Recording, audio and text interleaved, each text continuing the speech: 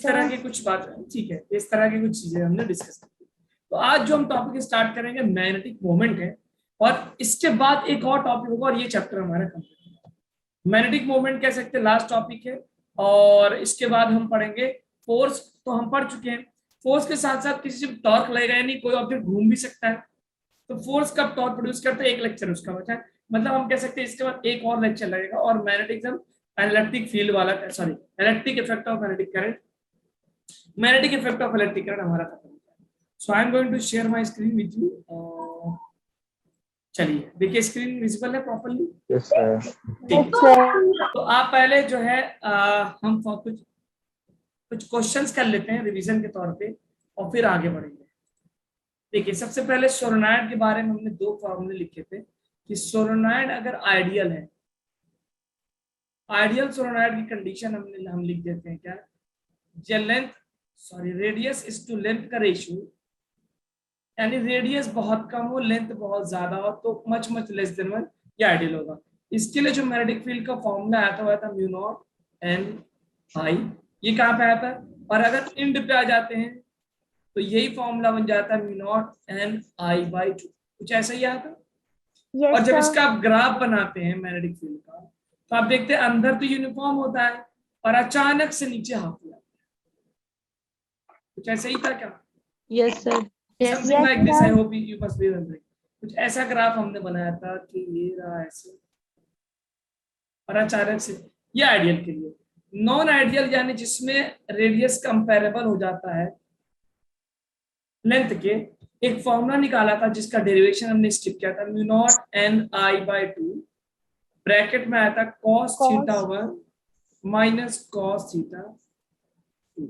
और मैंने आपसे बताया था कि cos थीटा 1 cos थीटा 2 एक ही तरफ से लेते हैं, और वो cos थीटा 1 cos थीटा 2 मैं आपको बता दूं, फॉर एग्जांपल ये सोलेनॉइड होगा, ये हो गया उसका एक्सिस, और ये एक पार्टिकुलर पॉइंट आ गया।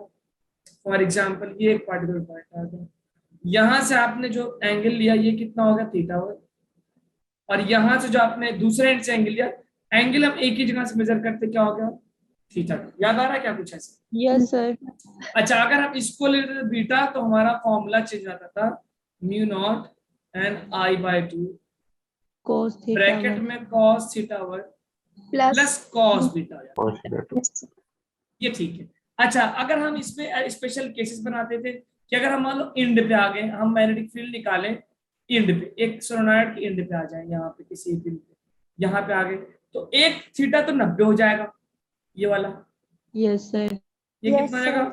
तो थीटा 2 तो 90 हो गया, और cos 90, और दूसरा वाला थीटा आप यहाँ से निकाल लेंगे, ये 180, 180 इनफाइनाइट के लिए होगा ना, मैं इनफाइनाइट थोड़ी है। आइडियल होगा तो जब वो इनफाइनाइट सोलेनॉइड होगा तो 180 होगा, अगर आइडियल इनफाइनाइट नहीं तो इसको आप कैलकुलेट कर लेंगे। ठीक है, कैसे कैलकुलेट करेंगे? मान लो ये तुम्हारे पास, चलो तो आगे क्वेश्चन में कर लेंगे। तो आई होप आपको ये सारी चीजें याद आ रही है। सर जैसे आपने बताया कि मतलब just outside magnetic field zero होगी, तो सर ग्राफ में भी मतलब जीरो नहीं होनी चाहिए, इसलिए जैसे हम लोग ये ग्राफ हमने जो बनाया है, ये ग्राफ हम इनसाइड का बना रहे हैं, magnetic field inside the solenoid. ये जो ये वाला पोर्शन होता है ना, ये वाला, ये मैग्नेटिक फील्ड हम यहाँ के बारे में बता रहे हैं। यहाँ पे क्या हो रहा है, what is going on here. ठीक है, यहाँ पे हम बात कर रहे हैं, यहाँ पे क्या होगा, बाहर क्या होगा, ऊपर क्या होगा, आगे पीछे, we are not concern about it. तो इसको आप बना सकते हैं, this is the graph for inside the solenoid. ठीक है, कि ये बीच के अंदर जो मैग्नेटिक, जो सोलेनॉइड के अंदर जो गैप है, जो स्पेस है, उसमें मैग्नेटिक फील्ड कैसे वैरी हो रही है, वी आर ड्राइंग दैट। ठीक है, समझ गए? Yes sir. जो रेड रेड लाइन से मैंने बना, वहां की बात। चलिए ठीक है, अब जो है ये क्वेश्चन हमने दिया था आप लोगों से, हो गया क्या ये वाला प्रॉब्लम, ये बताइए। Yes sir. पक्का आ गया था आंसर? एक क्वेश्चन दिया था कि लॉन्ग स्ट्रेट वायर है और करंट डिस्ट्रीब्यूटेड यूनिफॉर्मली है, जिसमें एम्पियर सर्किटल लॉ लगा के हमको निकालना था कि over cross section if the current is this, current density दे रखा है, तो magnitude of the magnetic field at 2 mm from the axis and 4 mm from the axis. किया क्या, ये वायर है बेटा, ये वायर है मेरे पास, करंट यूनिफॉर्मली डिस्ट्रीब्यूटेड था, इसमें करंट यूनिफॉर्मली डिस्ट्रीब्यूटेड था, और इसका रेडियस हमें दे रखा है कितना, 3 mm।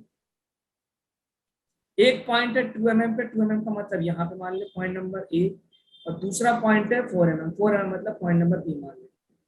एक तो इनसाइड हो गया, एक आउटसाइड हो गया। फॉर्मूला याद है क्या? अगर यूनिफॉर्मली डिस्ट्रीब्यूटेड होता है तो इनसाइड मैग्नेटिक फील्ड का फॉर्मूला जल्दी बताओ क्या आता है? Mu naught I upon N. N कहां से आ गया भाई? म्यू नॉट, हाँ बताइए। म्यू नॉट यार नोट्स तो पलट लो, चलो ठीक है तो नोट्स पलट लो, याद होना चाहिए था तुम्हें। अगर इनसाइड हम फॉर्मूला लगा देखो, आउटसाइड का फॉर्मूला तो बहुत आसान था। आउटसाइड का फॉर्मूला तो mu naught I upon 2 pi R हो गया था। अंदर के लिए क्या आया था बताना जरा, कब बताओगे? अंदर अगर कोई पॉइंट है तो क्या फॉर्मूला होता है? R mu naught I R small R, फिर नीचे 2 पाई आर क्या, कौन सा R? Capital R small R? Capital R ना, रेडियस का, ये फॉर्मूला है जी। तो यहाँ पे हमने देखा था कि magnetic field directly proportional to the distance आ गया था, और बाहर हमने देखा था magnetic field inversely proportional to the distance आ गया था, ठीक है। तो अब ये वाला फॉर्मूला लगा के आप वैल्यू निकाल लो बेटा। अब यहाँ पे लेकिन जो करंट दे रखा है हमको, वो करंट डेंसिटी दे रखा है, करंट आई नहीं दे रखा है, ठीक है। तो कैसे करेंगे हम इसको? आई कैसे निकाल सकते हैं बताओ जरा। तो आई कैसे निकलेगा? आई हम तो यहाँ फॉर्मूले में जो हमने निकाला था तो टोटल करंट था, तो टोटल करंट क्या होगा? Current density, current density into multiply कर दो एरिया से। करंट डेंसिटी को सिग्मा मान ले इनटू एरिया से। तो सिग्मा मेरे पास दे रखा 100, एरिया कितना हो जाएगा? पाई इनटू डिस्टेंस का स्क्वायर, सॉरी डिस्टेंस का, रेडियस का स्क्वायर, कैपिटल आर का स्क्वायर लिख दें क्या, बोलो? Yes sir. ठीक है। अब आप देखिए यहाँ पे एमएम में दे रखा है, इसको हमको मीटर में कन्वर्ट करना पड़ेगा, लेकिन हम मीटर में नहीं कन्वर्ट करेंगे तो भी काम चल जाएगा। देखो कैसे। सो म्यू नॉट आई की जगह मैं क्या रख दूं? 100 इंटू पाई कैपिटल आर का स्क्वायर इंटू स्मॉल आर, नीचे आ गया क्या? 2 पाई इंटू कैपिटल आर का स्क्वायर। कुछ कैंसिल होता हुआ दिख रहा है कि? Yes sir. पाई से पाई गया, कैपिटल। अब तुमको ठीक है, अब तुम वैल्यू रखना शुरू कर दो। म्यू नॉट की वैल्यू कितना? 4 पाई इंटू 10⁻⁷ 100। अब रेडियस, ये आर क्या होता है? ये आर जो होता है डिस्टेंस होता है। मैंने आपसे बताया था स्मॉल आर क्या होता है? डिस्टेंस, और कैपिटल आर क्या होता है? रेडियस। तो स्मॉल आर है कितना? 2 mm। 2 mm का मतलब इसको अब आपको मीटर में कन्वर्ट करना होगा। 2 इंटू 10⁻³ मीटर, क्योंकि mm मतलब 10⁻³ नीचे क्या किया हमने? 2 से मल्टीप्लाई, तो 2 से 2 क्या हो गया? कैंसिल। देखना जरा क्या आ रहा है, तो ये आ गया 4 पाई इंटू 10⁻⁷ 10⁻² इंटू 10⁻³ मल्टीप्लाई करो, 7 3 10 में से 2 गया 8 आ रहा है मेरे पास। आंसर आ रहा है 4 पाई इंटू 10⁻⁸। ये आ रहा है मेरा इनसाइड। कोई ऑप्शन मैच हो रहा है क्या? दो ऑप्शन मैच हो रहा है, दो है ना, एक ये वाला मैच हो रहा है और एक ये वाला मैच हो रहा है, सेकंड दो तो मैच हो गए। अब जरा आउटसाइड के लिए ये वाला फॉर्मूला लगा के देखते हैं। आउटसाइड के लिए ये वाला फॉर्मूला, तो आउटसाइड में जरा हम ये फॉर्मूला लगा के, ये समझ में आ गया सभी को? इनसाइड में यूनिफॉर्म, आउटसाइड में अगर देखें तो mu naught upon 2 pi r into I. I की जगह मैं ये लिख रहा हूँ 100 into pi are square, 100 into pi r का स्क्वायर। अब यहाँ पे ध्यान देना होगा मुझे, पाई से पाई क्या हो गया? कैंसिल। Mu naught into 100। अब ये रेडियस मुझे स्क्वायर में करना हो रहा है, तो रेडियस कितना है मेरा? 3 mm। तो 3 mm का स्क्वायर करेंगे तो 3 mm का मतलब कितना होगा? 3 इंटू 10⁻³ के स्क्वायर अपॉन 2। अब r कितना है मेरा? डिस्टेंस, डिस्टेंस कितना? 4 mm। 4 mm का मतलब कितना हो गया? 4 इंटू 10⁻³ मीटर। जरा सॉल्व करना बेटा सब लोग। म्यू नॉट की वैल्यू कितनी आ गई? 4 पाई इंटू 10⁻⁷, 100 तो है ही है, 3 का स्क्वायर 9 और 10⁻³ की जगह -6, और नीचे आ जाएगा मेरा 8 इंटू 10⁻³ सॉल्व करना जरा। 4 1 जा 4 2 जा 9/2 पावर 9/2 पाई 9/2 पाई into 10 की पावर -6 10⁻⁷ 10⁻², 10⁻�6, और ये -3 ऊपर आके +3 मिल जाएगा। तो टोटल कितना हो गए? -7 -6 13 में से 5 गया 8, -8 आ गई। -8 आ गया। तो 9/2 पाई इंटू 10⁻⁸, ये आ गया आउटसाइड। कोई ऑप्शन है? थर्ड वाला ऑप्शन। थर्ड। ठीक है, तो देखिए सिंपल, ये दिखने में ये जेई मेंस लेवल तक का प्रॉब्लम है, बल्कि आप इसको एडवांस तक भी ले जा सकते हैं, क्योंकि इसमें यूनिट्स का बहुत सारी चीजें इन्वॉल्व हो रही है। करंट डेंसिटी दिया हुआ है, तो करंट डेंसिटी से करंट कैसे निकाला, क्योंकि हमने जो फॉर्मूला डिराइव किया उसमें करंट था, करंट डेंसिटी नहीं था। ठीक है, तो ये क्वेश्चन आप इसको नोट करिए बहुत ध्यान से, क्योंकि ऐसा क्वेश्चन कई बार पूछा जा चुका है। स्मॉल आर मेरा डिस्टेंस है, कैपिटल आर मेरा रेडियस है। नोट कर लो और मुझे बताओ जब नोट हो जाए। Yes sir. Yes, sir.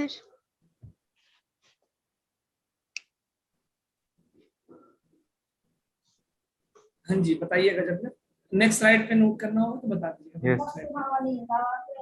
Next slide, ये इस क्वेश्चन का स्क्रीनशॉट आप लेना चाहे स्क्रीनशॉट ले ले। अगर इंपॉर्टेंट इंफॉर्मेशन नोट करना चाहे तो इंपॉर्टेंट इंफॉर्मेशन नोट कर लीजिए, लेकिन नोट जरूर करिए, बिकॉज इसके आगे इंपॉर्टेंट बना देना। ऐसा क्वेश्चन कई बार पूछा गया एग्जाम में, हिट टाइप का क्वेश्चन है। कैसे, ठीक है, अब आउटसाइड का देख लो जरा। तो एक ही क्वेश्चन में आपको दोनों निकलवा दिया, इनसाइड भी निकलवा दिया, आउटसाइड भी निकलवा दिया। तो इनसाइड का फॉर्मूला अलग है, एम्पियर सर्किट लॉ हमने लगाया था, आउटसाइड का फॉर्मूला अलग है, हमने एम्पियर सर्किट लॉ लगा के वैल्यू निकाली।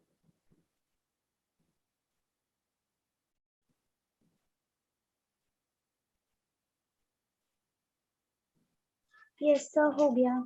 ठीक है, सभी लोगों ने इसको नोट कर लिया क्वेश्चंस को दोनों? Yes, sir. Yes, sir. Yes, sir. ठीक है। अब हमने एक और ये क्वेश्चन दिया था, किन लोगों ने ये क्वेश्चन किया है, क्योंकि मैं जो पढ़ा चुका हूं अगर आप उस पर प्रैक्टिस नहीं कर रहे हैं, रिवाइज नहीं कर रहे हैं, तो पढ़ाने का और पढ़ने का कोई फायदा नहीं है।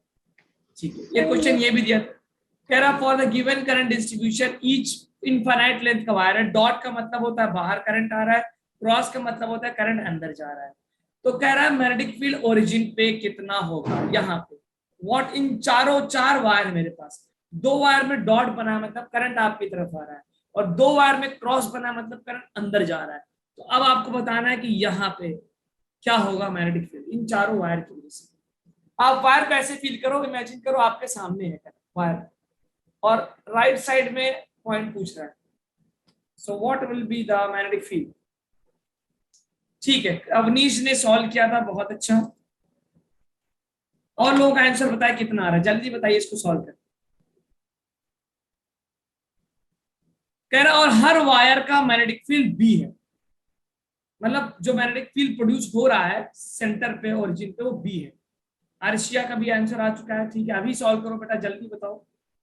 जब वायर आपकी तरफ आ रहा है तो लगाओ राइट हैंड का लू लगा के साथ मैग्नेटिक फील्ड का निकालो जरा, क्या आएगा। तो मैं नंबरिंग कर देता हूँ, इसको बोल दो वायर 1, इसको बोल दो वायर 2, इसको बोल दो वायर 3, और इसको बोल दो वायर 4।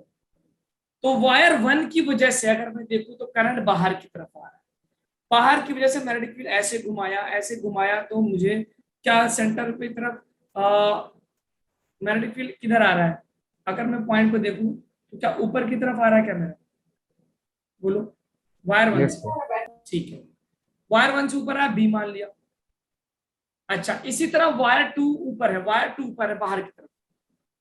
सभी लोग जरा राइट हैंड कर लूट करो, तो ऐसे करके देखा तो वायर 2 अगर हम देखें, ये वायर 2 होगा मेरा, करंट बाहर की तरफ है, तो मैग्नेटिक फील्ड लाइन सर्कल के फॉर्म में आएंगी, तो ऐसे बनेगा कुछ, मतलब यहाँ पे देखा तो ये ऐसे आ गए, तो वायर 2 से मैग्नेटिक फील्ड इधर आ गई क्या। ठीक है, चलो एक और निकालते हैं। अब वायर 3 देखें, वायर 3 ऐसे है, अगर वायर 3 की वजह से मैग्नेटिक फील्ड ड्रॉ करें तो वायर 3 करंट अंदर जा रहा है बेटा, करंट अंदर जा रहा है, तो मैग्नेटिक फील्ड मैंने ड्रॉ करके देखा तो ऐसा मैग्नेटिक फील्ड आ रहा है क्या, सभी लोग बताओ ऐसे आ रहा है क्या। ठीक है, तो Yes, यहाँ sir. पे देखा तो मैग्नेटिक फील्ड ऊपर आ गया, मतलब एक और मैग्नेटिक फील्ड ऊपर आ गई। इसी तरह वायर 4 को देखा, वायर 4 की भी मैग्नेटिक फील्ड लाइंस का सर्कुलर फॉर्म में, और अंदर की तरफ जा रहा है तो ऐसे घुमा के देखा, सो मैग्नेटिक फील्ड लाइंस का पैटर्न कुछ ऐसा होगा। तो यहाँ पे देखा तो इधर आ गया, मतलब एक और इधर की तरफ। ठीक है, इसका मतलब 2b का मैग्नेटिक फील्ड ऐसे ऊपर की तरफ और 2b का मैग्नेटिक फील्ड ऐसे की तरफ।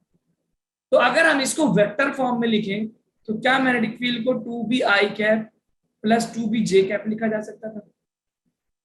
आराम से। Yes, एक्स की sir. तरफ आई और वाई की तरफ जे, और इसका मैग्नीट्यूड पूछा था। आपको पता है दो वेक्टर अगर परपेंडिकुलर होते हैं तो रिजल्टेंट क्या आता है, अंडर रूट ए स्क्वायर प्लस बी स्क्वायर।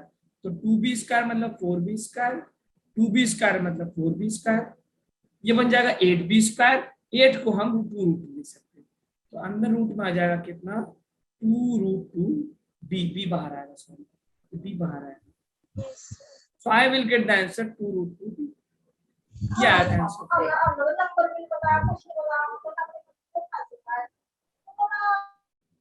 ठीक है, ये है मेरे पास। तो इस तरह क्वेश्चन भी देखिएगा, एग्जाम में पूछ सकता है, पहचानना डायरेक्शन किधर जा रहा है, कहां जा रहा है, तो 2√2 भी आंसर आ गया। ठीक है, चलिए आगे बढ़े। Yes, sir. देखिए, अब देखिए एक क्वेश्चन इस तरह का पूछ लेता है कि दो सर्कुलर लूप्स हैं और दोनों का प्लेन परपेंडिकुलर। ऐसा क्वेश्चन पूछता है कि two circular loops of equal radius and equal current. ऐसे बोल देता है कि दो सर्कुलर लूप लिया आपने, two circular loops of equal radius, या डबल अलग अलग भी कर सकता है, इन टू परपेंडिकुलर प्लेन्स, दो परपेंडिकुलर प्लेन्स, मतलब अगर एक एक्स वाई में है तो दूसरा उसके परपेंडिकुलर वाई जेड में आ गया, ऐसा कुछ बोल देता है परपेंडिकुलर प्लेन्स में, परपेंडिकुलर प्लेन्स में। तो कह रहा है उसके सेंटर पे बताइए क्या होगा मैग्नेटिक फील्ड सेंटर पे। तो अब देखो बेटा, तुम्हें पता होगा कि एक सर्कुलर लूप की वजह से सेंटर पे जो मैग्नेटिक फील्ड का फॉर्मूला आता है वो कितना आता है, म्यू नॉट, बोलो, mu naught I divided by 2r 2r। और इसका डायरेक्शन आप राइट हैंड थंब रूल से निकालते हैं, अंदर की तरफ या बाहर की तरफ। तो मान लो ये रहा ना, ऐसा।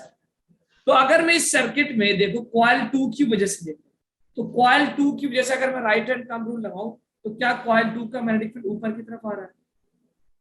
Yes, sir. Yes, sir. Coil blue, coil 1 ऐसे है, कॉइल 1 ऐसे, ऐसे करके देखा तो इसका मैग्नेटिक फील्ड इधर आ गया, मतलब दोनों का मैग्नेटिक फील्ड परपेंडिकुलर है। और मैग्नेटिक फील्ड की वैल्यू क्या हो जाएगी, mu naught upon mu naught I by 2r। तो एक को मैं लिख, तो यहाँ का जो मैग्नेटिक फील्ड होगा क्या b1 I cap plus b2 J cap होगा। तो mu naught I by 2, radius a दे रखा है, I cap plus mu naught I by 2a J cap, ये आ जाएगा मैग्नेटिक फील्ड। और अगर मैग्नीट्यूड की बात करेगा, आपको पता होगा दो वेक्टर अगर अंडर रूट में होंगे तो अंडर रूट दो इक्वल मैग्नीट्यूड के होंगे, क्या होगा, B square plus B square कर देंगे, क्योंकि दोनों का मैग्नीट्यूड बराबर है। तो क्या बन जाएगा, √2 आ जाएगा आंसर। अगर मैग्नीट्यूड की बात करें, मैग्नीट्यूड की बात करें तो आंसर हो जाएगा √2, और बी की जगह लिख सकता हूँ mu naught I upon I upon R. ये मैग्नीट्यूड हो जाएगा। ये सारे क्वेश्चंस पूछे जाते हैं एग्जाम्स में, mu naught I by 2a, this will be the magnetic field. हो सकता है आपको एग्जाम में अलग अलग रेडियस दे, एक को a दे दे, दूसरे को 2a दे दे, तो उस केस में बहुत ध्यान देखिएगा कि आई कैप किसके साथ है, जे कैप किसके साथ है। यहाँ पे तो दोनों का रेडियस सेम है, तब तो आप बच जाएंगे। लेकिन अगर कभी ऐसा दे दे कि दोनों का रेडियस अलग कर दे, फिर तो आपके लिए पहचानना मुश्किल हो जाएगा, कि तब डायरेक्शन बहुत ध्यान से देखना होगा कि कौन सा आई कैप बनेगा, कौन सा जे कैप बनेगा। चलिए नोट करिए। यस सर, हो गया।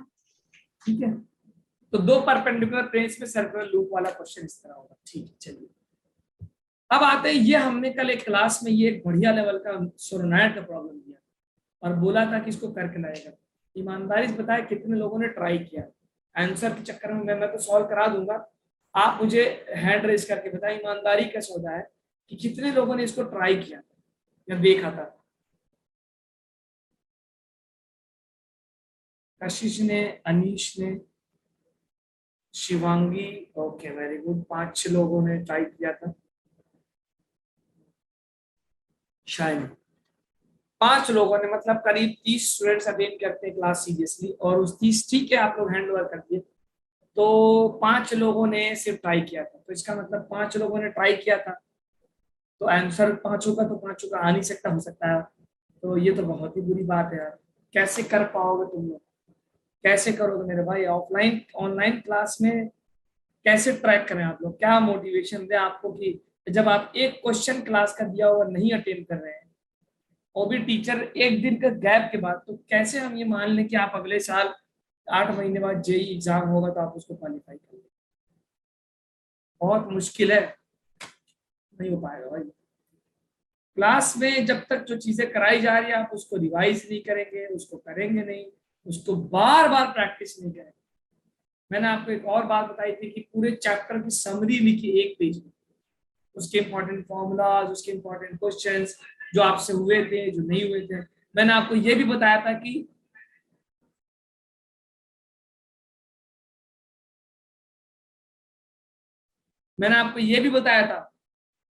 कि जो है मॉड्यूल्स का प्रिंट निकालने के लिए, और प्रिंट निकालिए, उसको सॉल्व करिए, जो क्वेश्चन हो जाए उसको टिक मारिए। कितने लोगों ने मॉड्यूल्स के प्रिंट निकाले?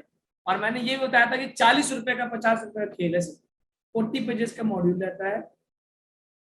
अगर आपने 10 मॉड्यूल निकाले बेटा, तो पूरे साल में अगर आपने मान लेते 20 मॉड्यूल निकाले, 20, तो 800 रुपए का खेल है। आप 800 रुपए पूरे साल में जेई के लिए, लोग कोचिंग कर लेते हैं जाके 50-50, 60-60, 1-1 लाख रुपए दे देते हैं। तो मॉड्यूल्स के प्रिंट निकालें क्या आप लोगों ने? कितने लोगों ने मॉड्यूल्स का प्रिंट निकाल लिया और उस पर खेलना शुरू किया? खेलने का मतलब कितने लोगों ने उस पर टिक मारा, सही किया, गलत किया, टीचर से पूछा, चाहे ऑनलाइन का टीचर हो, चाहे ऑफलाइन का टीचर हो, चाहे किसी वेबसाइट पे उसका आंसर देखने की कोशिश की, अगर नहीं हो रहा है? एक स्टूडेंट कह रहा है यस। क्या बता मेरे भाई, पीडीएफ से उतनी अच्छी पढ़ाई नहीं होती जो पढ़ाई प्रिंटेड फॉर्म में। जब तुम उसको प्रिंट करके अपने टेबल पे, अपने अलमारी में, अपने बैग में रखोगे, टिक मारोगे, तुम्हारा ऊपर नाम लिखा रहेगा, तो तुमको अलग मजा आएगा। मोबाइल में बहुत सारी चीजें हैं।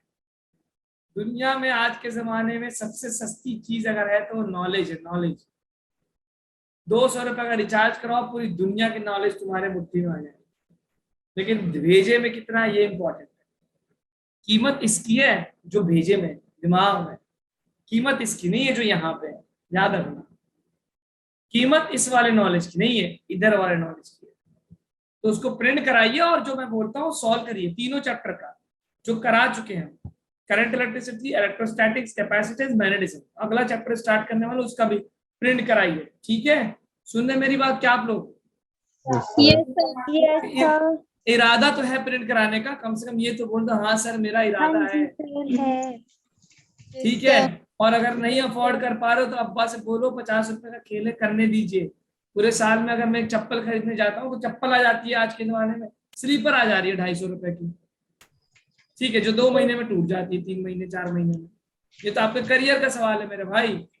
और वो तो तुम प्रिंट करा के अपने किसी जूनियर वूनियर को भी दे देना, अरे बेच देना यार ठीक है, 50% में।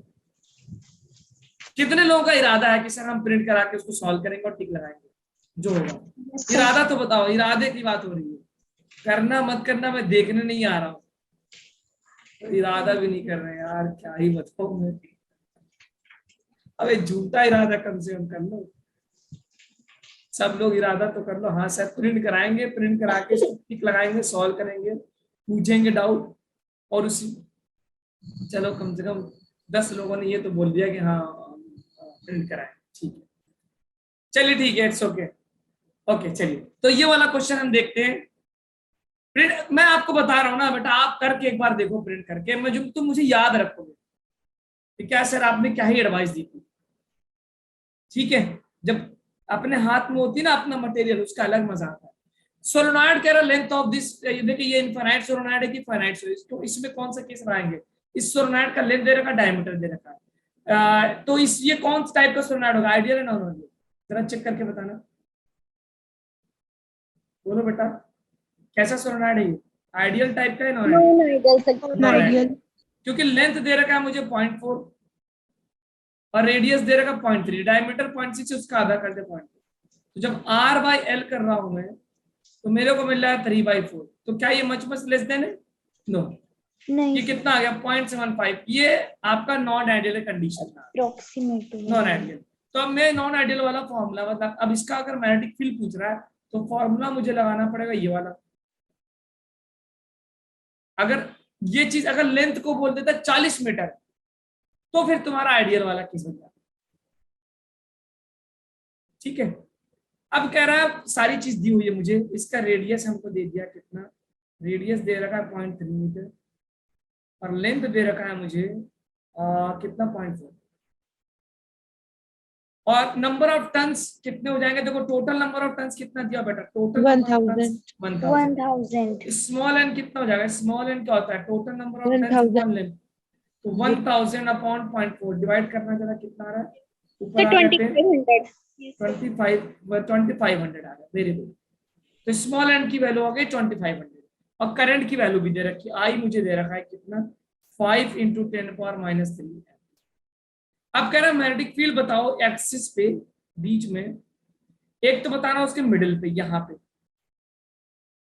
और दूसरा क्या बताना एंड पे यहाँ पे, तो 0.3 मान लेता हूँ बेटा। अगर मिडिल पे लूंगा मैं, तो मिडिल पे लूंगा तो अगर ये थीटा है और ये बीटा है तो थीटा और बीटा बराबर हो जाएंगे, बोलो मिडिल पे। Yes, अच्छा sir. अगर क्यू, इसको क्यू मान ले तो क्यू अगर पॉइंट की बात करूं तो चलो क्यू पहले इसको निकालते हैं मिड पॉइंट पे, तो थीटा अगर मैं इस वाले ट्रायंगल को देखूं, मान लो इसको पी मान ले और यहाँ पे ए मान ले और यहाँ पे बी मान ले, तो अगर हम इस ट्रायंगल को देखें, ये वाला ट्रायंगल देखेगा क्योंकि मुझे कॉस थीटा चाहिए ना, कॉस थीटा चाहिए, तो ये थीटा हो गया मेरा, ये हो गया कितना l/2।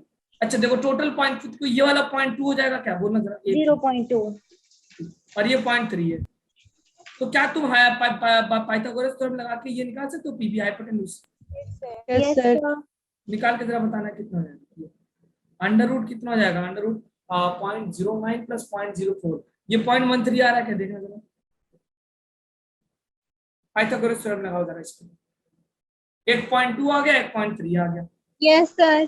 ठीक है 0.03 आ रहा हो, स्क्वायर करोगे base square plus perpendicular square is equal to hypotenuse का स्क्वायर, तो ये तो आ गया होगा, इतना इतना तो समझ में आ रहा होगा ना, hypotenuse square Yes, Pythagoras sir. Theorem. Yes, sir. अब यहाँ से अगर मैं cos थीटा निकालूं तो cos थीटा कितना होता है, base upon B hypotenuse, by H. मतलब 0.2 / √0.1, 0.3. Yes, sir. 0.1. ठीक है ये cos थीटा हो गया। अच्छा यही चीज cos बीटा के बराबर भी होगी Yes, क्योंकि sir. मिड पॉइंट पे, तो यही मैं cos बीटा भी मान सकता हूँ क्योंकि cos बीटा की वैल्यू भी सेम ही आ जाएगी। चलो इतना नोट कर लो फिर हम आगे बढ़ते हैं, इतना नोट कर लो जरा, क्योंकि मिड पॉइंट पे तो मिड है, इसका मतलब मिड है तो दोनों एंगल बिल्कुल सेम बना देगा, मिड पॉइंट करें। Yes, sir. हो गया. पूरी बात नोट कर लीजिए जरा और ये लिख लीजिएगा कि ये नॉन आइडियल, इसको लिख Sir, लेना अभी कि नहीं किया. इसको लिख लेना बेटा कि नॉन आइडियल सोलेनॉइड क्यों मानना हूं मैं। अगर यही क्वेश्चन लेंथ में 40 मीटर दे देगा तो फौरन ये आइडियल बन जाएगा, फिर तुम्हारा प्यारा सा जो वो वाला फॉर्मूला था μ0 ni वो वाला फॉर्मूला लगा दो। Yes, sir.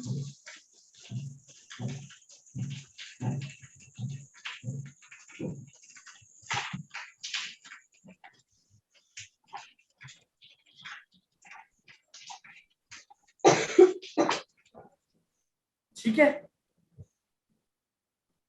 Yes, Yes. sir.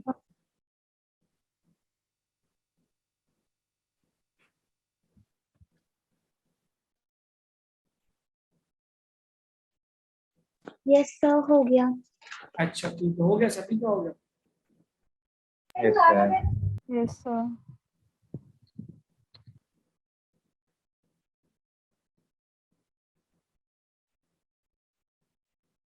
चलिए अब ये हो गया हमारे पास यहाँ पे, अब हम मैग्नेटिक फील्ड का फॉर्मूला लगा देते हैं, P = μ0 ni/2 ब्रैकेट में cos theta 1 + cos theta cos beta होता है क्या, तो शायद इधर रखो, प्यार से वैल्यू रखी, मुझे चेक करके आंसर बताओ, cos theta + cos beta, cos theta cos beta की वैल्यू तो मैं निकाल चुका हूँ, अब वैल्यू रखो μ0 की जगह 4 × 10⁻⁷, स्मॉल एन की वैल्यू कितनी होगी बेटा 2500, और करंट कितना निकाला आई मैंने, आई कितना दे रखा 5 × 10⁻⁷, नीचे क्या आ गया 2, और इसको cos थीटा + cos बीटा दोनों बराबर है तो 2 × इसको 2 टाइम्स कर दो ना, 2 × cos बीटा की वैल्यू मैंने निकाली है, cos थीटा cos बीटा के बराबर है, इसकी वैल्यू 0.2 अपॉन √0.1, तो 2 इंटू 0.2 अपॉन अंडर रूट 0.1, ये है मेरे पास। जरा सॉल्व करना है इसको जरा। अच्छा ये बताओ यार 0.13 को मैं 13/100 लिख सकता हूँ क्या? देखो इसको 2 से 2 कैंसिल Yes, करता हूँ, Yes, sir. तो ये और प्यारा बन जाएगा 4 pi into 10 power into 2500 into 5 into 10 power -7 into 10 power -3 multiply किया 0.2 से, और इसको मैं अंडर रूट 13/100 लिख सकता हूँ। ठीक है, और अंडर रूट 100 की वैल्यू कितनी होती है? 10 10 अंडर रूट है। ठीक है, तो ये फॉर्मूला मेरा बन जाएगा। इसको तुम जरा मल्टीप्लाई करना बेटा, इसको कितना होगा? ये हो जाएगा 5 4 जा 20 इंटू 25, बताना कितना है बेटा? 10,000 देखो अगर मैं इसको इन तीनों को मल्टीप्लाई करूं, तीनों को, तो मेरे पास आ रहा है 25 चौक 1000, 50,000 आ रहा है। 50,000 50,000 into 10 5 into 10 power -10 -10 multiply 0.2 upon under root 13, और ये अपॉन 10 होगा। ठीक है, अपॉन 10 को ऊपर ले आता हूँ ना, क्यों यहाँ अपॉन 10 को ऊपर ले आता हूँ, यहाँ से ऊपर ले आता हूँ इंटू, तो मेरे पास है ये 0.2 इंटू 10 2 बन जाएगा। ये Yes, बन जाएगा क्या? Yes, बन sir. जाएगा। ठीक है, अच्छा ये 2 बन गया, तो 50,000 से मल्टीप्लाई करूंगा तो 1 लाख बन जाएगा। 10,000 50,000 यानी 1 2 1 3 लाख 10 लाख हो जाएगा। 4 5 into 5 into 10 power -10 upon under root. देखो बेटा ये सब कैलकुलेशन जेई वालों बच्चों से पूछ लेता है, क्योंकि आपके मैथमेटिक्स होती है। ठीक है, अब मैं इसको देख लेता हूं कितना होगा। तो मेरे पास आंसर आएगा pi upon under root 30 into 10 power 5 into 10 power -10। तो फाइनल आंसर आ गया pi upon under root 30 multiply by 10 power -1। ये आंसर चेक करें जरा, सही ये आंसर पाई बाय रूट। वाह क्या मजा, शाबाश शाबाश। ठीक है, देखो सही है। Yes, sir. ऐसा हाई फाई लेवल का प्रॉब्लम था कि आसान था? तो ये ऐसे क्वेश्चन पूछे जाते हैं आपसे। ठीक है, ये सब क्वेश्चन पूछे जाते हैं आपसे। जितना बढ़िया आपका कैलकुलेशन होगा, जितना स्मूथली आप कैलकुलेट कर पाएंगे, उतना अच्छे से आप इसको सॉल्व करेंगे। चलो नोट करो, और इसका अगला वाला पार्ट मुझे बताओ क्या होगा। अगला वाला पार्ट और आसान है, उसमें इंड बोल रहा है। जब एक इंड पे होगा तो एक एंगल तो 90 बन जाएगा। ठीक है, चलो ये नोट करा क्या तुम लोगों ने क्वेश्चन को? Yes, sir. ये वाला स्लाइड नोटेड डाउन है? Yes, sir. इसको नोट किया? Yes, sir. ठीक है, अब जरा नेक्स्ट पार्ट करके मुझे दिखाओ कितना आ रहा है। इंड पे चले जाओ। जब इंड पे जाओगे तो यहाँ पे बात हो जाएगी। सभी लोगों ने ये वाली स्लाइड नोट कर ली? तो मैं अगले स्लाइड पे आ जाऊँ। Yes, sir. तो देखो ये रहा मेरा solenoid, ideal sorry non ideal solenoid रहा, और ये रहा मेरे पास पॉइंट इंड। तो बेटा यहाँ पे तो एक थीटा जब इंड से लूंगा तो एक थीटा तो 90 बन गया ना, यानी बीटा तो 90 हो गया। ठीक है, और दूसरा थीटा अब यहां से लो इंड से। तो अगर अब मैं ट्रायंगल बनाऊं थीटा निकालने के लिए, तो ये कितना हो जाएगा? लेंथ 0.4 और ये कितना हो गया? 0.3। 0.3 तो बताना जरा ये कितना हो जाएगा? 16.16 प्लस 0.0 16 25 0.25 अंडर रूट मतलब 0.25 0.5 आ जाएगा। Yes, 0.5 sir. आ रहा है क्या? ठीक है, 0.5 sir. 0.5 अंडर रूट हटा दो। ठीक है, अंडर रूट।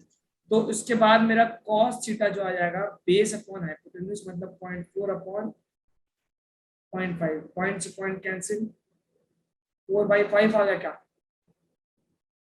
बोलो भाई।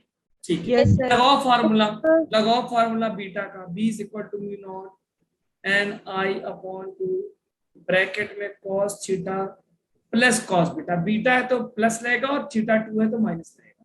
cos बीटा तो 0 हो जाएगा बेटा, क्योंकि cos बीटा की वैल्यू कितनी होगी? cos 90 क्या हो गया? 0। तो ये वाला टर्म तो खत्म हो गया, 0 बन गया। और cos थीटा की वैल्यू यहाँ पे पुट करो सारे वैल्यूज और मुझे आंसर बताओ कितना आ रहा n की वैल्यू 2500 है, i की वैल्यू दी है, म्यू नॉट की वैल्यू तुम जानते हो, पुट करके वैल्यूज मुझे जल्दी आंसर।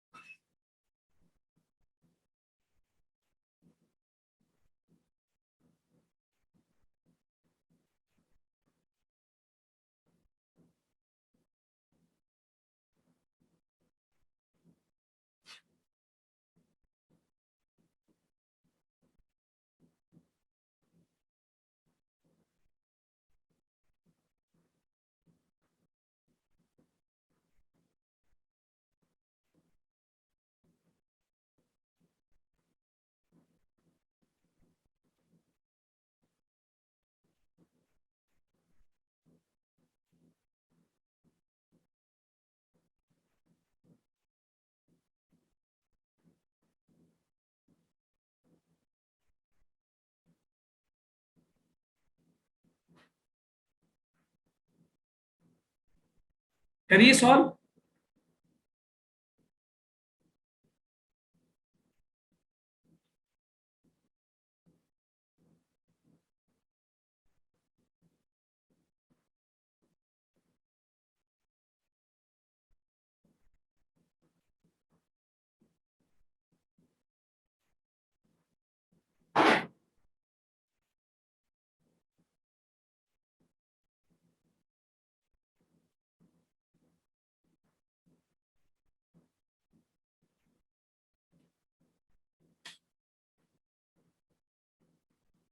आ गया,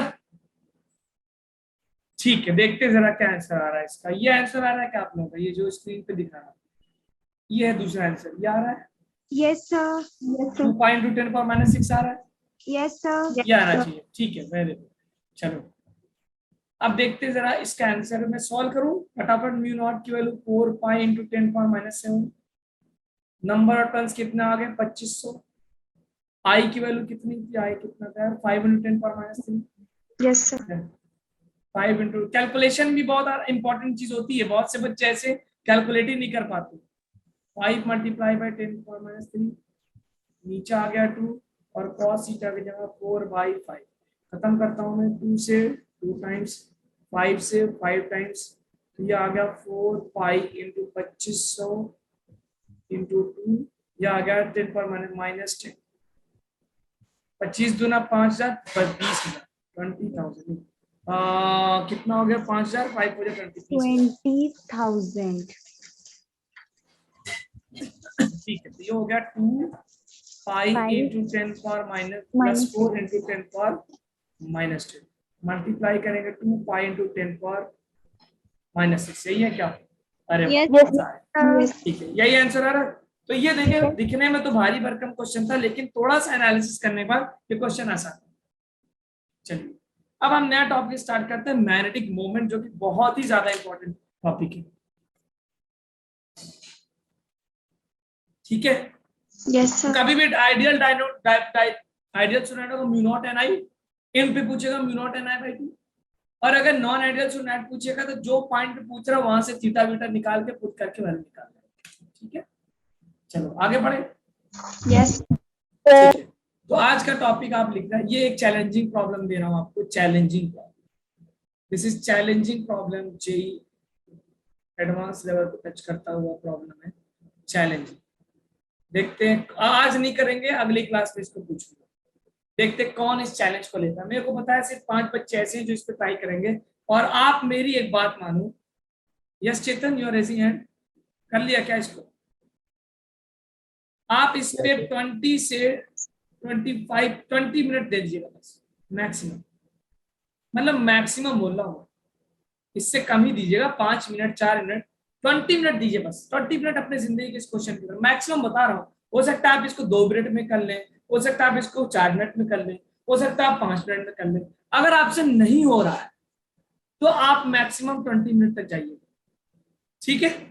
Yes, और sir. आई होप यार आप 20 मिनट तो, एक चैप्टर जो पढ़े हो, टीचर अगर कह रहा है चैलेंज लेने को, तो 20 मिनट तो इन्वेस्ट कर ही सकते हो तुम। Yes, sir. ठीक है, Yes, एक चैलेंज है ना, sir. तो मिनिमम अगर आपसे हो गया तो, अगर जिससे होगा तो 2 3 4 5 मिनट में होगा, और जिससे नहीं हो पा रहा है तो 5 मिनट देना, 7 मिनट देना, 10 मिनट देना, मैक्सिमम तुम जितना दे सकते हो, 20 मिनट से ज्यादा मत दो। फिर अगली क्लास में इसको डिस्कस करेंगे। ठीक है, आगे बढ़े। Yes, sir. चलो अगला टॉपिक है बहुत ही important, magnetic moment. Magnetic moment, ठीक है, हेडिंग डालिए प्यारा प्यारा। जी बताइए। सॉरी, क्या कह रहे हैं आप, आवाज नहीं आ रही। यस सर, बस स्क्रीनशॉट लेना। अच्छा, स्क्रीनशॉट। वैसे पीडीएफ अपलोड कर देता हूँ, उसमें क्वेश्चन रहते हैं सारे। अगर आप स्क्रीनशॉट नहीं भी ले पाते तो पीडीएफ जो अपलोड होती है उसमें सारे क्वेश्चन रहते हैं। ठीक है, चलो। आपने आपने देखे कितनी सारी सिमिलैरिटीज देखी। आपने ये देखा होगा, बहुत ध्यान से स्लाइड देखना। आप जब इलेक्ट्रोस्टैटिक्स में थे और मैग्नेटिज्म में आए तो कुछ चीजें सिमिलर मिली। यहाँ पे क्या था बेटा, Gauss law, sorry coulomb law था। कूलम का भाई यहाँ पे कौन आया, बायोट से बटा है। ठीक है, यही आया था। Yes. इसमें तुम्हारे गॉस मिला, Gauss law. गॉस चच्चा का यहाँ आया कौन, एम्पियर आ गया, ampere circuital law. Circular law. ठीक है, और फॉर्मूले भी बहुत सारे मिलते जुलते मिलते। अब यहाँ पे एक और सिमिलरिटी आने वाली। वहां पे आपने एक चीज देखी थी, डाइपोल मोमेंट। यहाँ magnetic moment. Dipole moment, dipole moment का फॉर्मूला था कुछ, डायरेक्शन था नेगेटिव Yes. चार्ज से पॉजिटिव चार्ज की तरफ। यहाँ पे डाइपोल मोमेंट की तरह एक आएगा, क्या चीज जिसको बोलेगा, मैग्नेटिक Moment. Magnetic moment. और आपको कुछ अंदाजा हो रहा होगा डाइपोल मोमेंट क्या होता है, एक पोल से दूसरी पोल की तरफ। Yes, एक sir. पोल क्या होता है, Negative. Negative or positive charge. Positive. Yes.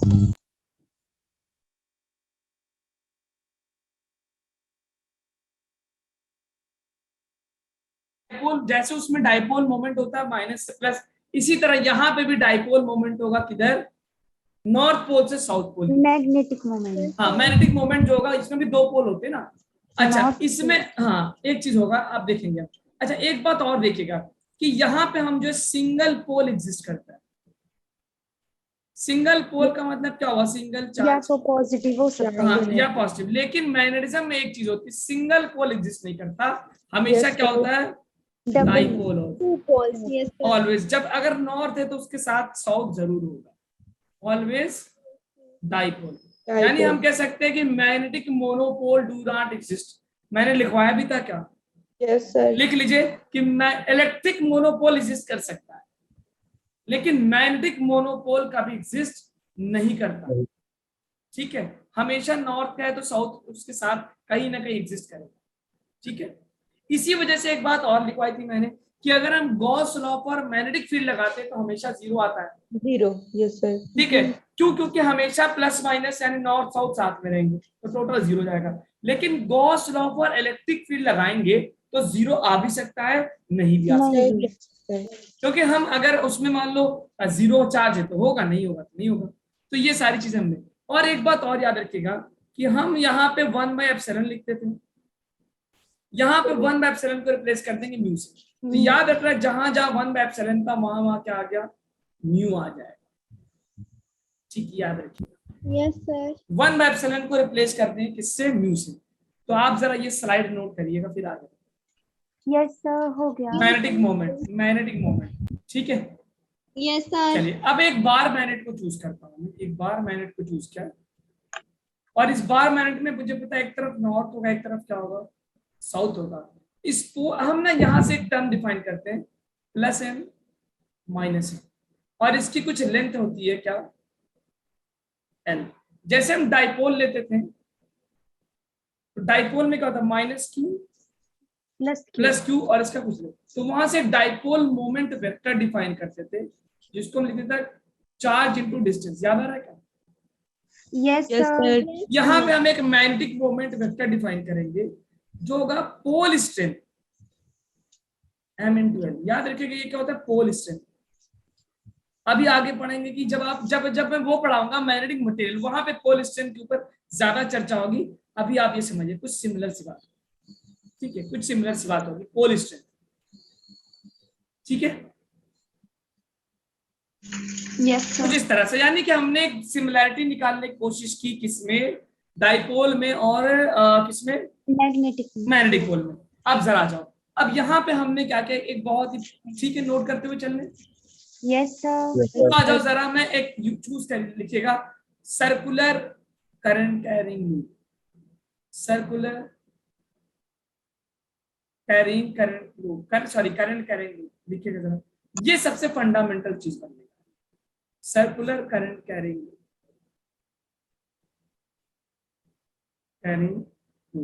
अगर मैं एक सर्कुलर करंट कैरिंग लूप ले लूं और आपसे पूछूं कि इसका मैग्नेटिक फील्ड बताओ ऑन द एक्सिस, तो मुझे लगता है आप बता दें,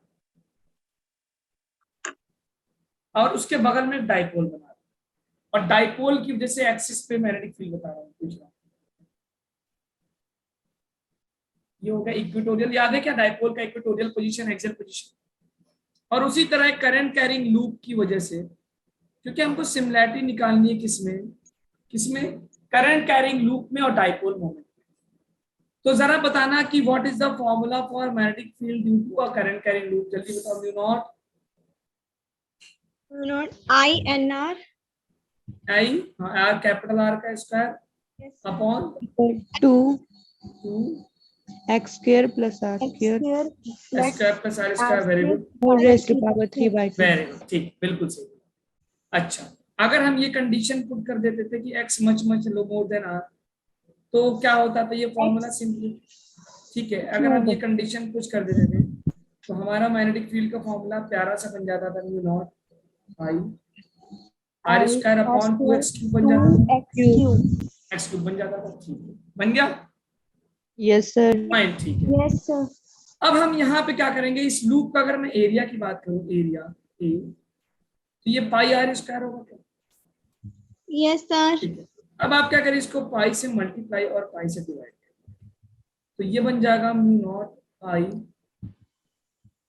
पाई are square upon pi X cube, ठीक है, जिसको आप लिख सकते हैं क्या, mu naught I A upon 2 pi X cube. अब यहां से हम एक फॉर्मूला तो हमने ये देखा, ठीक है, इसको 2 से मल्टीप्लाई और 2 से डिवाइड करो जरा, ये फॉर्मूला बन जाएगा म्यू नॉट 2 आई ए, अभी बताऊंगा ऐसा क्यों, ये सब क्यों बकवास क्यों कर रहा हूं, अपॉन 4 पाई एक्स क्यूब। मिल गया क्या कुछ फॉर्मूला, ठीक है। Sir. अब देखो, अब ये मैंने कहां पे निकाला, magnetic field at the axis. अब अगर मैं तुमसे पूछूं कि डाइपोल की वजह से, इलेक्ट्रिक डाइपोल की वजह से एक्सिस पे, यानी एक्स डिस्टेंस ही मान लो एक्स, इलेक्ट्रिक फील्ड का फॉर्मूला क्या होता था, मुझे पता है बहुत सारे लोगों को याद नहीं होगा, कितने लोगों को याद है, एक्सिस पे क्या होता था, इलेक्ट्रिक डाइपोल की वजह से, मैं फॉर्मूला मैग्नेटिक फील्ड का याद नहीं रहेगा फॉर्मूला तो, हाँ बताओ क्या था, मैंने लिखवाया था के Q KP upon x cube, एक होता था 2 केपी अपॉन एक्स क्यूब, एक होता था KP upon x cube, Yes, sir. तो ठीक है, तो ये होता था 2 KP upon x cube, Yes, sir. और के की जगह तुम लिख सकते हो क्या, 1/4 पाई, 1/4.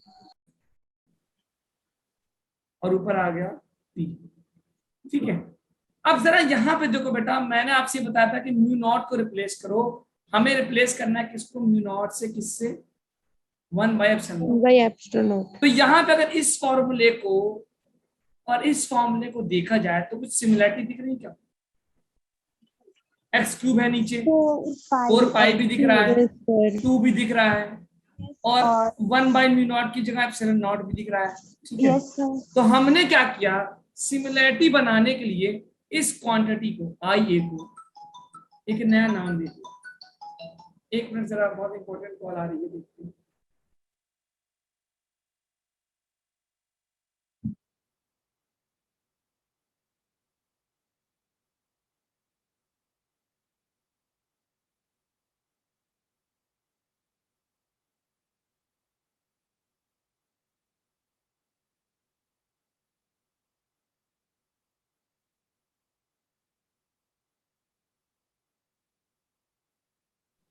हाँ ठीक है, तो आप, हमने क्या किया बेटा, सिमिलरिटी दिख गई क्या, तो हम क्या करते हैं, इस आई ए को एक नई क्वांटिटी का नाम देते हैं और इसका नाम हम रख देंगे क्या, मैग्नेटिक मोमेंट। Magnetic moment. जैसे यहाँ पे पी क्या है बेटा, इलेक्ट्रिक डाइपोल मोमेंट है ना, इसका मतलब जैसे मैं एरो बना के लिख रहा हूँ वैसे आप लिखेगा, ये क्या है, इलेक्ट्रिक डाइपोल मोमेंट था। तो हमने इस फॉर्मूले से सिमिलैरिटी बैठाने के लिए हमने इसका नाम रख दिया मैग्नेटिक डाइपोल, यानी आई इंटू ए क्या कहलाएगा, मैग्नेटिक मोमेंट। मैग्नेटिक मोमेंट से वो इलेक्ट्रिक डाइपोल मोमेंट, ये क्या है, मैग्नेटिक मोमेंट। नोट करिए सारी बात, मैग्नेटिक मोमेंट।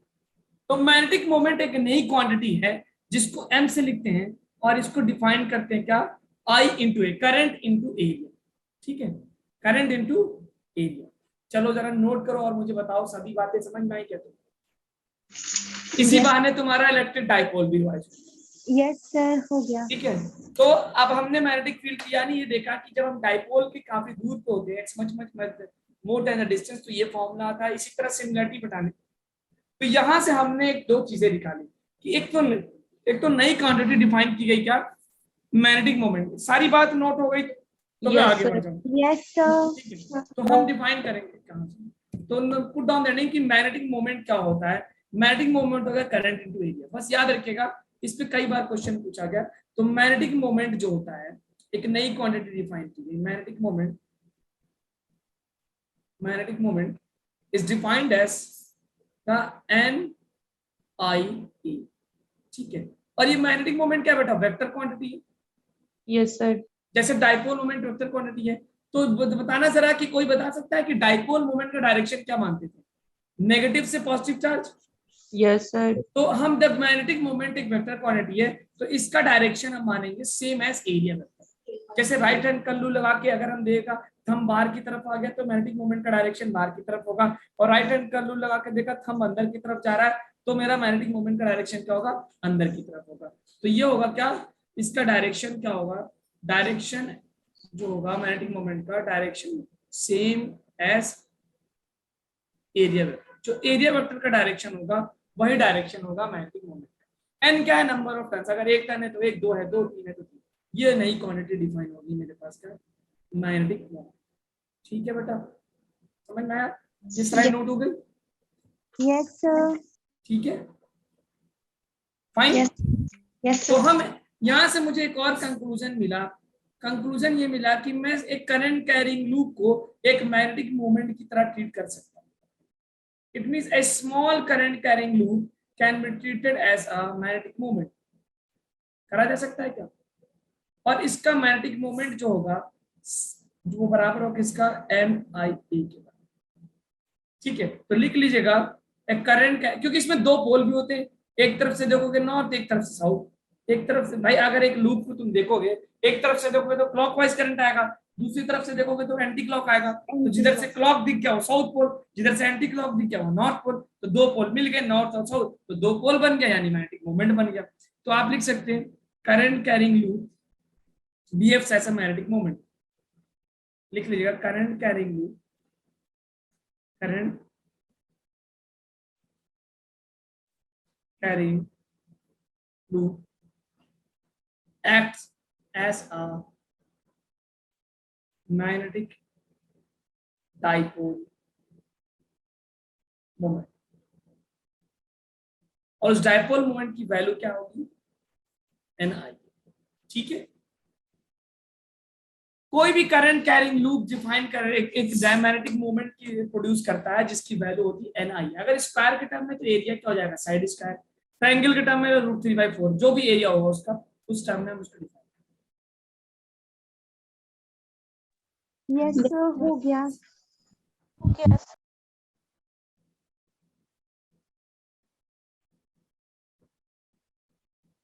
ठीक है, Yes, sir.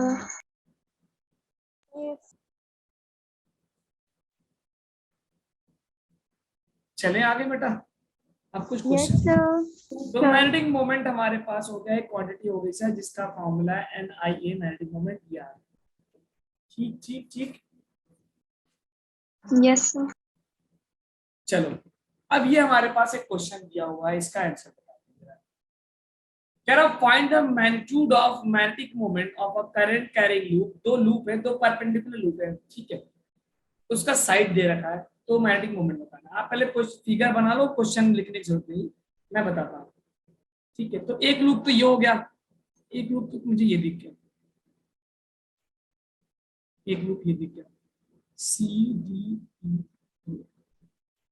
इसका मैग्नेटिक मोमेंट अगर हम m1 मान ले, तो मैग्नेटिक मोमेंट का फॉर्मूला क्या बेटा, I इंटू ए। करंट कितना, 2 एम्पियर का, और साइड कितने का, 10 सेंटीमीटर। 10 सेंटीमीटर का मतलब कितना हो गया, 0.1। एरिया क्या होता है स्क्वायर का, what is the area of square? अरे यार, एरिया क्या होता है स्क्वायर का? Yes. हाँ, मैंने 0.1 का एरिया हो जाएगा इसका, एरिया विल बी 0.1 का स्क्वायर इज 0.01। ठीक है, 10 सेंटीमीटर उसको मीटर में कन्वर्ट किया तो 0.01 आ गया मेरे पास। Area means 0.02। यूनिट क्या होगी इसकी, एम्पियर मीटर स्क्वायर, याद रखना। करंट का यूनिट एम्पियर और एरिया का यूनिट मीटर स्क्वायर हो गया। तो अच्छा, इसका डायरेक्शन क्या होगा बेटा, अगर राइट हैंड थंब रूल लगाए तो करंट के डायरेक्शन में कल के, तो थंब अंदर जा रहा है क्या, थंब अंदर जा रहा है, Yes, sir. इसका मतलब m1 का डायरेक्शन हो गया अंदर की तरफ। ठीक है, हो गया। सर डायरेक्शन बता, sir direction right hand thumb rule, बस आप कल करिए, जब करंट के डायरेक्शन में फिंगर्स को कल करिए। एरिया वेक्टर जैसे निकालते, एरिया वेक्टर कैसे निकालते भाई, आप जो है जो डायरेक्शन, उसके डायरेक्शन में थंब को कल करिए, जो सॉरी फिंगर्स को थंब जो होगा वो डायरेक्शन देगा एरिया वेक्टर का, और जो एरिया वेक्टर का डायरेक्शन होगा वही आपका मैग्नेटिक मोमेंट का डायरेक्शन होगा। Yes sir. ये आ गया मेरे पास। अब इसी तरह एबीसीडी का देखो जरा, एबीसीडी एक कर्ल करने के बाद क्या देखना है, टिप्स ऑफ फिंगर देखनी है सर। सॉरी, सर वो जो कर्ल की इन फिंगर, कल करने के बाद थंब को देखना है, thumb, thumb is the direction of area. आप जो करंट, आपकी आवाज बोली, फिर से बोली। वो बाहर को नहीं जा रहा है। बाहर कैसे जाएगा, आप देखिए ना, बीसीडी देखिए, फिर से देखिए बीसी, ये क्या एंटी क्लॉक, ये क्लॉकवाइज डायरेक्शन है ना, तो क्लॉकवाइज डायरेक्शन में फिंगर्स को कल करिए, क्लॉकवाइज डायरेक्शन, तो थंब तो अंदर ही जा रहा है मेरा, आप करके देखिए। Yes sir. अंदर जा रहा है। अच्छा, इसी तरह मैं जरा इसको देखता हूँ,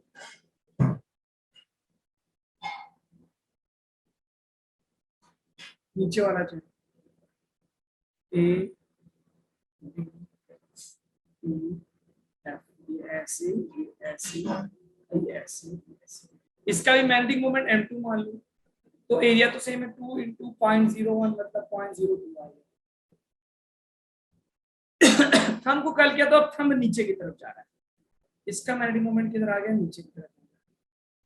ठीक है, तो मुझे दोनों का मैग्नेटिक मोमेंट परपेंडिकुलर, एक मैग्नेटिक मोमेंट ऐसे मिल गया नीचे की तरफ और दूसरा मैग्नेटिक मोमेंट अंदर की तरफ मिल गया, दोनों परपेंडिकुलर है। तो दोनों का मैग्नीट्यूड क्या है, सेम, दोनों का मैग्नीट्यूड सेम है ना बेटा। Yes sir. ठीक है, तो रिजल्टेंट मैग्नेटिक मोमेंट जो मिलेगा वो मिल जाएगा √m1 square plus m2 square, और दोनों का मैग्नीट्यूड बराबर है तो हो जाएगा √2m, मतलब √2 इंटू 0.02, ये आंसर एम्पियर मीटर। ठीक है, फाइन, समझ में आ गई बात। यस कुछ सर। नहीं, मैग्नेटिक मोमेंट होता है sir I into area, current into area, number of turns देंगे तो नंबर ऑफ टर्न से मल्टीप्लाई कर देंगे, अदरवाइज हम क्या करेंगे, इसको प्लेन तरीके से निकालेंगे।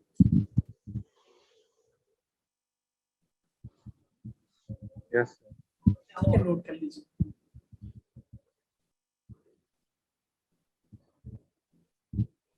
फाइन, सर अभी थोड़ा सा रह।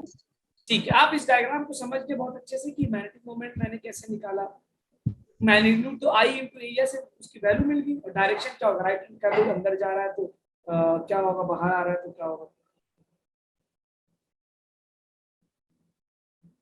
अगर सर्कल होगा तो पाई आर स्क्वायर हो जाएगा उसका एरिया।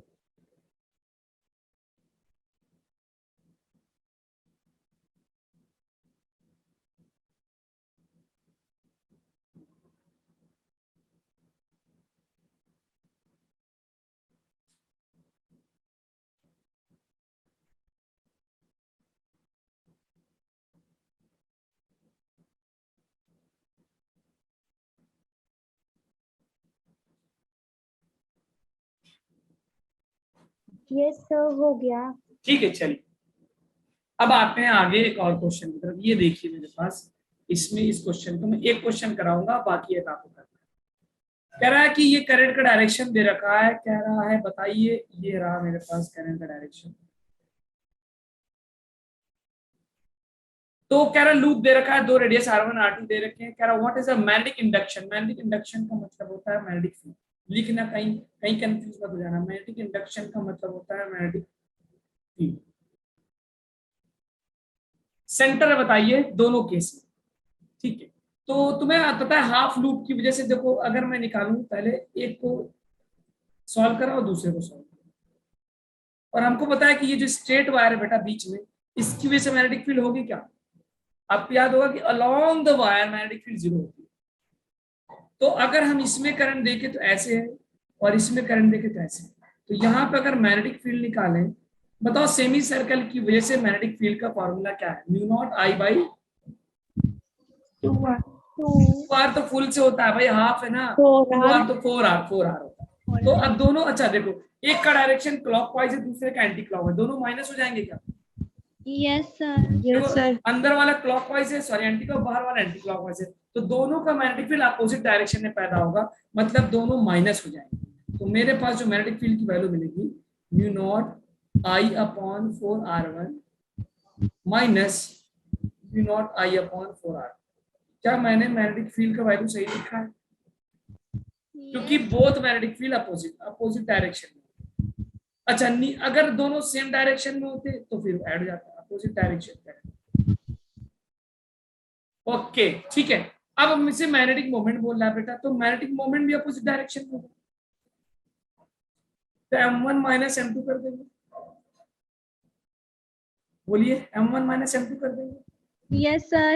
अच्छा, m1 क्या होगा? एरिया। m1 क्या होगा? पाई r1 स्क्वायर बाय 2 हो जाएगा।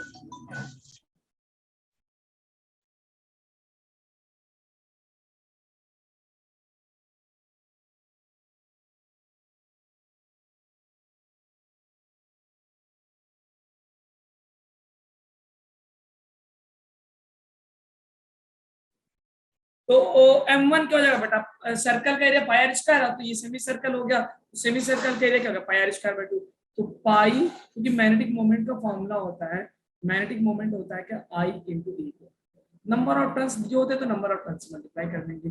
पाई r1 square into I minus pi upon 2 भी कर देंगे, पाई r2 स्क्वायर अपॉन 2।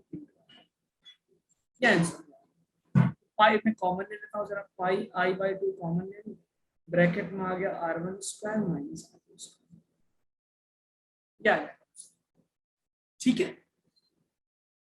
अच्छा, इसी तरह दूसरा वाला करिएगा। दूसरा वाला आप देखेंगे करंट का डायरेक्शन सेम है, तो दोनों मैग्नेटिक मोमेंट्स ऐड हो जाएंगे ना। दिख रहा है क्या आपको? बता, दिख रहा है? क्योंकि यहाँ पे क्या हो रहा है? सब्ट्रैक्ट हो रहे हैं, अपोजिट डायरेक्शन। Yes sir. और यहाँ पे जो करंट का डायरेक्शन है सेम डायरेक्शन, सेम। तो दोनों मैग्नेटिक मोमेंट्स भी ऐड होंगे, दोनों मैग्नेटिक फील्ड्स भी ऐड होंगे। ठीक है, चलिए आज की क्लास यही खत्म करते हैं। अगली क्लास में मैं आपको पढ़ाऊंगा torque on a magnetic field. तो मैंने आपको आज इंस्ट्रक्शंस दिए हैं, उसको जरूर फॉलो करिएगा।